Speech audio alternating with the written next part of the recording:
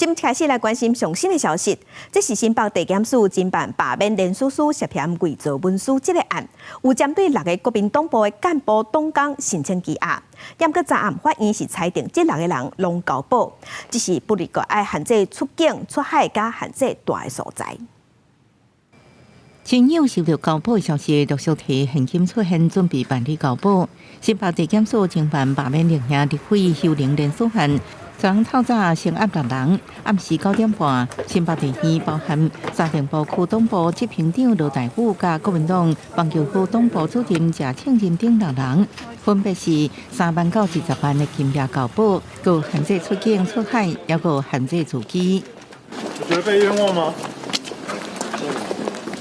报名11点外，被告陆续离开法院，坐车离开。面对媒体提问，无去做说明。不过罢免证据毋来这一件，罢免民进党立委李坤城的带头人宋建良被约谈，拿出装扮甲手势引起争议。原本讲宋建良是咧靠说民进党恶制独裁的国民党主席朱立伦，伫中常会也解喙。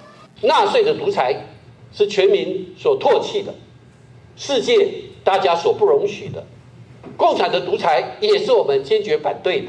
另外，这交保的国民党青年军成员赖喜仁，昨出现伫罢免立委吴思瑶连署活动，随打绿色的电火布无去做回应，因为最近罢免立委团体因为牵涉假造连署，连续遭到检调搜查约谈，引起办拿无办理的质疑。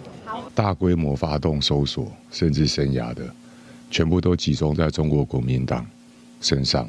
这是为什么社会上面会产生这么强烈质疑？司法办案的核心是证据，而不是政治。现在难道连斗臭司法也蓝白合了吗？我们侦办这些犯罪绝无立场，绝无任何的期待和考量，有证据就办。